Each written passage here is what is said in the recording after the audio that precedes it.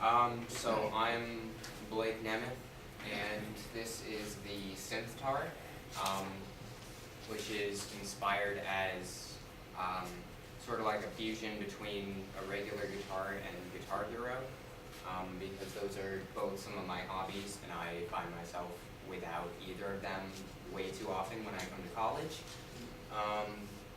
Next slide.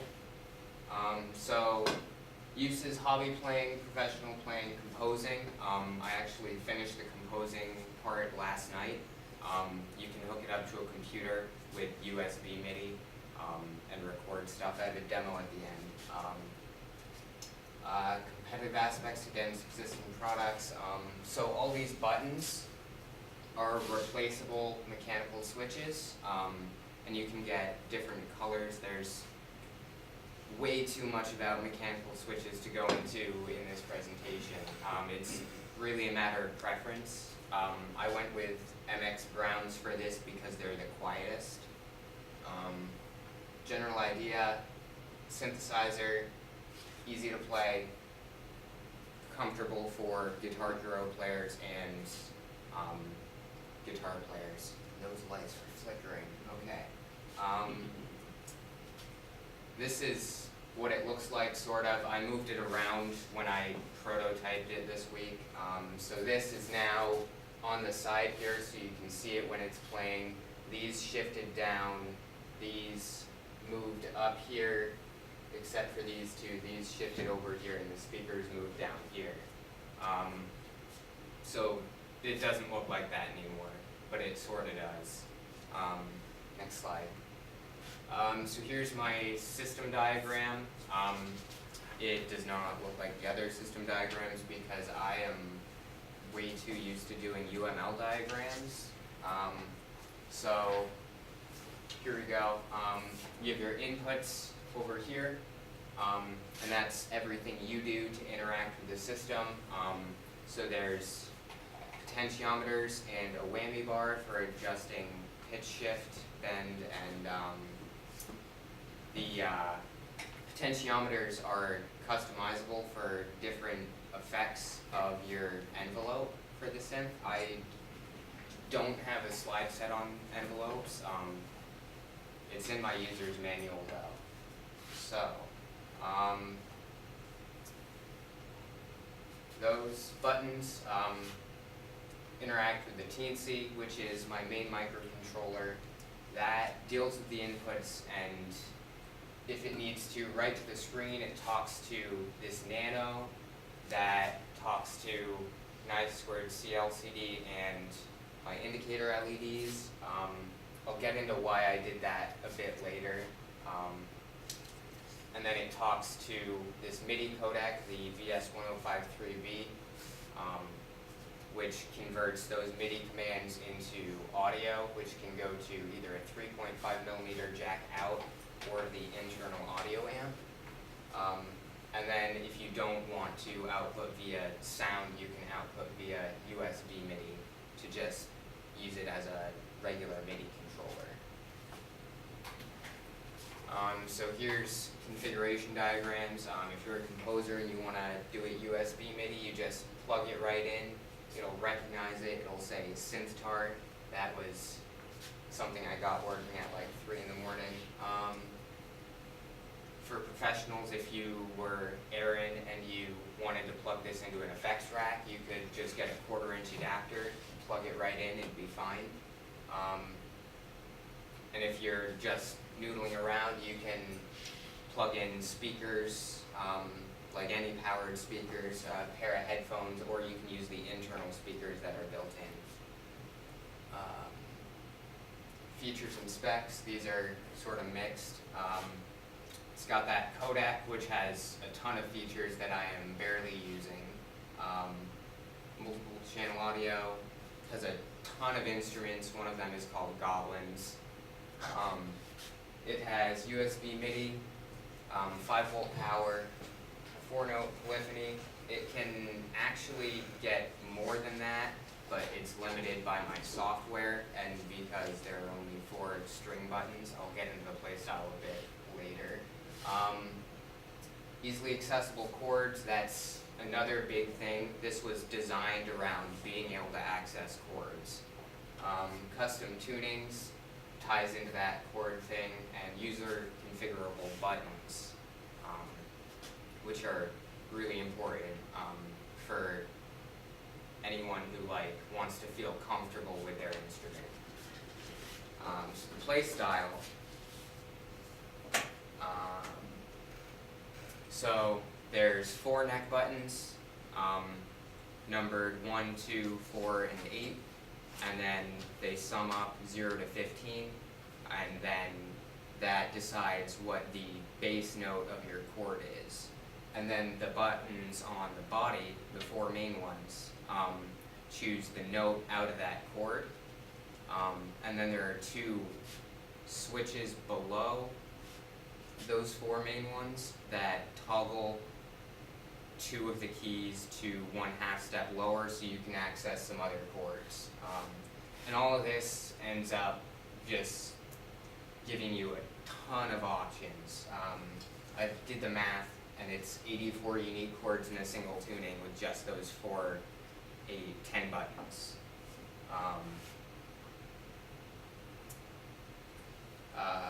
Yeah, user configurable buttons. So I kind of talked about that a little bit. I haven't gotten it fully coded yet,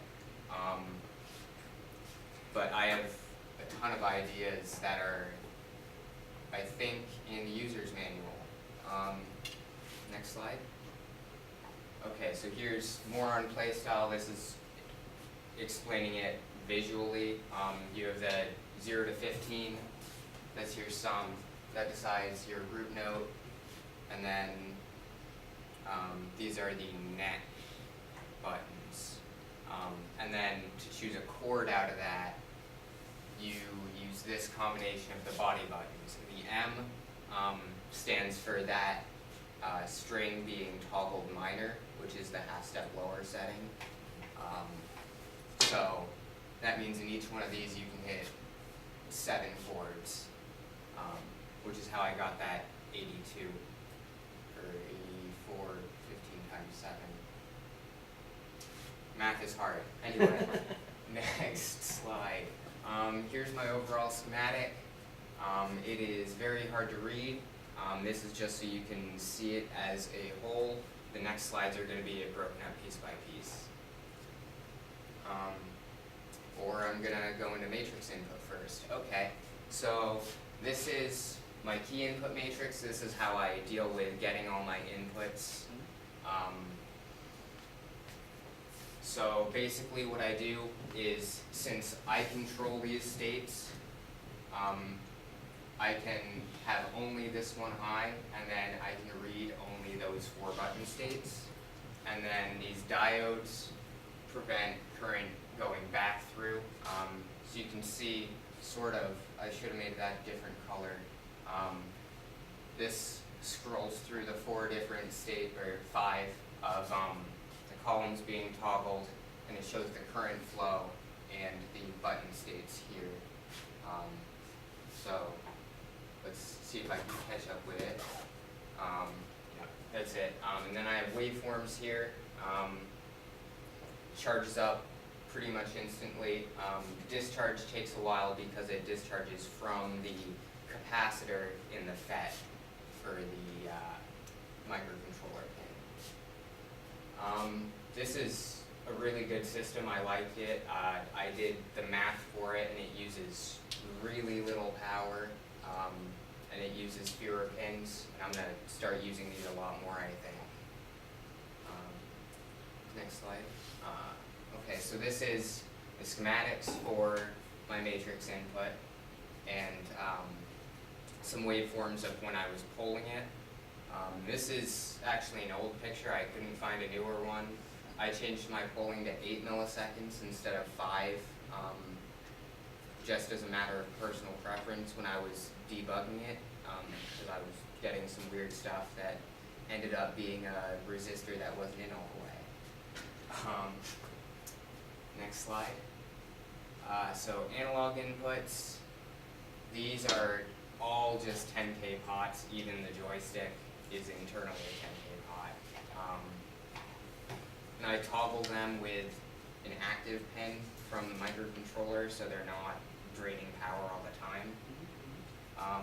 And I also haven't programmed them yet, but I do plan when I program them to stagger their reads, so it's not constantly checking every loop like it does with the digital input. Next slide. So this is the main microcontroller, the Teensy. This is where all the magic happens. There's the pull-down resistors for the matrix input. That's another benefit of that. It only takes as many resistors as you have rows, instead of having 20 pull-downs taking a ton of space. I have some power calculations that are, yeah, those are correct. So this basically just talks out to everything else and does very little else. So its main focus is getting input, talking to the screen, talking to the VS1053B, and nothing else. Something really awesome about this microcontroller, it has 3 hardware serial ports that are independent of the USB serial. So if you were to just do like serial.begin, that would output to your teraterm or whatever. But if you do serial 1, it would do this port, serial 2 does over here, and serial 3 does right here. So that gives me a ton of options and lets me talk to a ton of peripherals super easily. Next slide. So this is the audio output board. Super simple. It's just this big chip that I am barely using any of. Taking a MIDI input and outputting audio signal to this audio amp or this. I didn't get the O-ring done right. I wanted to have like a distribution amplifier to isolate these outputs so they wouldn't load each other down. I didn't get to that. But this does have a shutdown signal that you can activate by shorting this pin to ground. And I also have that tied to my indicator board to tell when the amp is on or off. And I'll get to that a little bit later. Right here. No, it's the next one. Anyways, so this is the screen slave. I might have called it that. I might have called it the Nano. In my software, I call it Screen Slave just because I watched The Incredibles 2, and I was writing software. So this is my Nano. I needed a level shifter because the Teensy LC is a 3.3 volt chip, and I didn't want to fry it because I only had one. And then originally, so I mentioned this earlier, the reason I had to go with this, I was out of GPIO pins on my Teensy, and I had one of these, the HD44 780 LCDs, without one of the I2C backpacks, so I didn't have no GPIO pins to run it. So this was originally wired right to the Nano, and then the Nano was also doing some other stuff. Then I caved and bought one of the $2 I2C backpacks and kept the Nano because it ended up being useful and replaced one of my other circuits. I was doing like manual PWM generation to control my brightness, and it broke constantly, so I just got rid of it. Next slide. So indicator output, this is connected to that Nano circuit. It gets a PWM from one of its PWM pins, and then this is just an AND gate ANDing some digital signals with that PWM, so you can control the brightness of all these LEDs with a single PWM signal.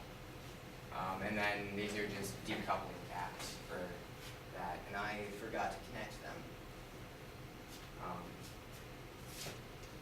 And then this is the VS1053B. You can see it has decoupling caps on board, which is why I didn't decouple it. And the same with my Nano and the Teensy LC. So this actually has a lot of stuff that I wish I hadn't used. Like, I wish I had gone with just this chip and learned how to surface mount it and not had all this extra junk. Because it is a big chip. It takes up like at least an eighth of my internal space of my case. Next slide. So it communicates via standard MIDI commands, which are 31250 baud. And to boot it into that, you can either give it an I2C command, or you can have it start up with its GPIO 1 pin shorted to 3.3 volts and its 0 shorted to ground. Because this thing has GPIO pins, but they are like slow. This thing actually can be reprogrammed to like have custom code run on it, but I didn't want to get into that because it was scary. Next slide. So a little bit more on MIDI. It's really cool. It's used in more than just instruments. It's used in some control systems too, because of the way it can like batch commands. So if you wanted to say start note 1 and start note 2, you could say start note 1, note 2. So like note off, the status would be 8M. This is in hex, by the way. So it can go 0 to 16 or 0 to F. So you could do 8, 0, and that would be channel 0, note off, and then give it the number and velocity, and then give it a number and velocity, a number and velocity, and keep turning off those notes until you stop sending commands, which can save a lot of bytes in the long run. Next, yeah, okay, so the screen slave, so it's basically a Nano waiting for serial input and then talking to an LCD, changing its PWM width or toggling some digital pins. So driven by a PWM signal going through an AND, originally designed because I didn't have the I2C backpack. I talked about that a little bit already, and replacing those other components. I was using a shift register to drive the digital pins for that AND gate originally, and that was a hassle. I just offloaded that to the Nano too. And I made it 1115 or 115200 baud because that was the one that I remembered off the top of my head. Next slide. So here's the code. This is going to go on for several slides. Can I get a show of hands? How many of you are familiar with like C++? Okay, that's not as many as I hoped. Okay, so here's my string class, not to be confused with like strings of characters, which is why I made it string T. And it's got a note, a tuning, and a Boolean is playing sound. I tried to use is playing and it was reserved, which kind of annoyed me. And then you can see this logic here. If it's playing already and you want to change the note, you got to stop it, change it, then start it again. If it's not playing, you can just change it. Start playing it if it's already playing. Don't do anything. A lot of this is pretty self-explanatory, just written into code. And then here is where I initialize my strings. Here's where I initialize my serial ports, the hardware serials 1 and 3. And then my main loop, very easy. Delay 8 milliseconds, check inputs. Next slide. Of course, it's not actually going to be that easy. These are some helper functions. These are the ones for MIDI. I if you look on like any MIDI tutorial, you'll see something similar to these, which is writing the note on or with the channel, the note, and then the velocity, because that's the MIDI standard. This is just how you do it. And then these are some helper functions that work with that string class for transposing and doing some of those extra functions for being a good synthesizer. And there's a lot more that need to be written. So then check inputs, it grabs the states of the buttons for the matrix and then compares them to the previous states. This is actually kind of a little hack I did, but I am really glad I did it. I stored all of my button states inside a single int, and that made it really easy to just compare them all in a single if statement. So then this matrix, you pull the column high, you wait for it to be pulled high. That can actually go away because it pulls up instantly, as we saw from the waveforms.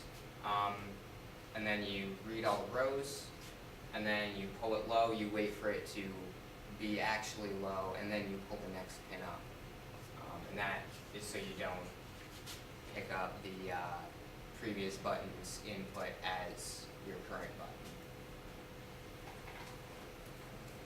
So then the neck inputs, it takes the sum using some bit magic, and then this, I actually had to split it into those individual loops for a weird reason, because when I was using the built-in, I didn't leave it in here. I had the old code still in here of what I was doing before. I was just going through one loop and saying change note, but it was conflicting because they were all on the same channel. So like if string 1 was on note 0 and string 2 was on note 4, and then you shifted up to 4, string 1 would stop 0, start 4, and then string 2 would stop 4, so you would lose that note.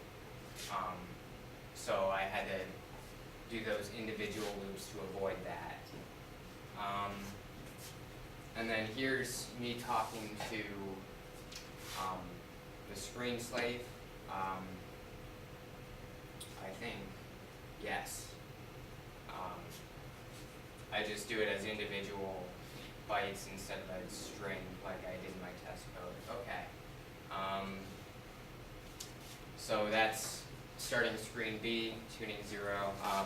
I'll get into what that means later when I actually go over that code. And then the body inputs are a lot easier than the neck inputs. If it was pressed, you start playing the note associated with that string. If it was released, you stop playing that note. Okay, and then now we're on to the screen slave. This is reading serial input, and then, okay, the way I did this is a little bit funky, because I don't know what I was thinking. So the indentation kind of helps. You see the flow.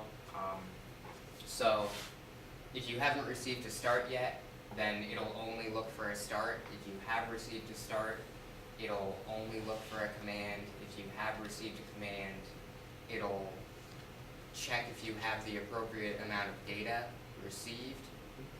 And if you do, it'll run the command with that data, and if you don't, it'll look for more data. And that's sort of the easiest way I can explain it. These comments should help a lot. Next slide. And then here's what some of those things in that code were, like check command. And that's where you set how many bytes you want that command to use and what value you want it to be like assigned to. And then check byte is what I use for checking if the input is a valid start command, just because someone could input that character in as data because it has a real value as well. So next slide, okay. So then run command, this is where all the behavior is. I hope I took all the swears out of here. Oops. Anyway, so in the TNC code we saw it was using screen B. That's the only one that the TNC is using right now. So it's B and it has the data, so it's going to clear the LCD. It's going to write the tuning, the volume, the transposition, and the root node. And this get base I didn't include. It's a MIDI lookup table, just because I didn't feel like sending all 3 characters from my TNC, and I could just offload it to here with not any effort. And then it prints it to the screen and breaks.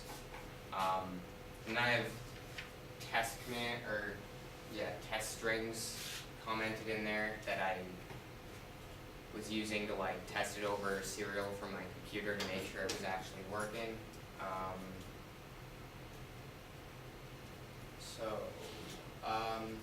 Yeah, this is all just behavior for individual commands, like the lights. Just takes that the first LED is the first bit of the byte you send in, the second LED is the second bit, and the third LED is the third bit. The brightness takes a byte 0 to 255, maps it to 0 to 100%, and sets that as your PWM brightness. It takes in 0 to 100% and maps it to 0 to 255 for brightness. This next slide. Budget overview. So this was really expensive. And at one point I thought I broke this thing and ordered another one. That was my most expensive part. So there's a lot here. And yeah, so the TNC, the Nano, the speakers, the amplifier, and the 1053B, those are the big ticket items, the high cost ones. Everything else was actually salvaged. And the micro USB breakout, that was not salvaged. But a lot of this I used recycled parts, so it didn't actually end up costing this much. So next slide. So the body right now is cardboard, and that was made out of one Amazon box. The button caps are 3D printed, button mounts 3D printed, and they do not take a lot of plastic. I've printed a ton of them at this point, and if they would stop breaking, that would be amazing. That's just because of my design. I need to fix it a little bit. They're small parts, and because the main base is cardboard, that makes it pretty cheap. Next slide. So the respect for diversity and ethical responsibilities thing, low power indicator LEDs, I do that fancy pulsing thing where I can control the brightness. I was trying to use a low energy microcontroller. That kind of went out the window when I got a second microcontroller. But I do have toggle switches for like my internal amplifier, so I can just turn it off. And because of that, my efficiency varies. But that also means I can get higher efficiency in lower power modes and still be functioning. And then there should be, yeah, you can try playing that one. It might freak out. Yeah, it's inverted colors. It was doing that on my computer. Just click the drive link and it will be fine.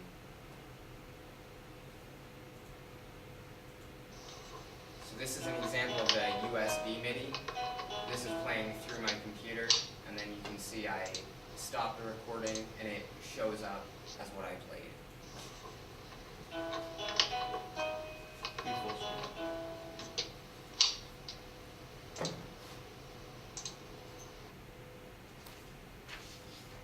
And that is pretty much it. I think that was the last slide. Are there any questions? I think that went a little long. I can't tell because that clock is broken. So what you're demonstrating in that video is 100% of your board working, or just the body ones? My neck buttons do work.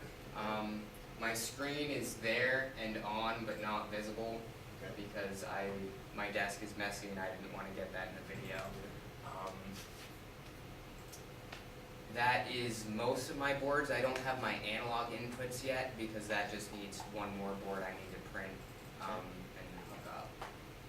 But that is, it's also not my MIDI, like regular MIDI out. Right. I don't have that one finished yet either, just because fitting it in the case is a problem. But that represents all your code working?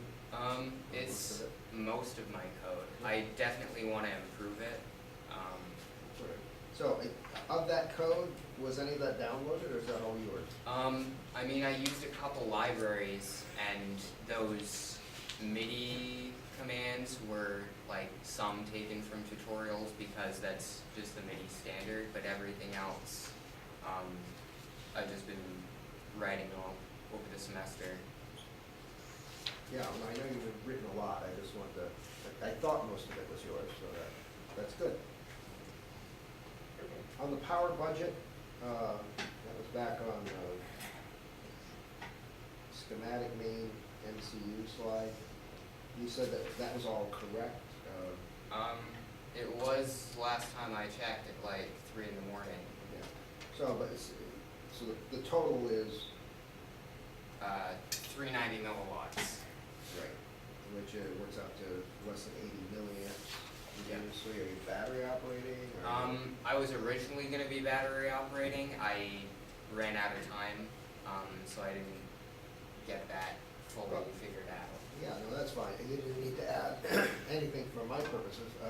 But I mean that, you run off a 2,000 milliamp hour battery, standard, lithium cells are in that range. You've got many, many hours available. So, it's not 1 milliamp, but you probably don't need it to be that low either. You've got a lot going on. That's good. Any other questions? All right, thank you.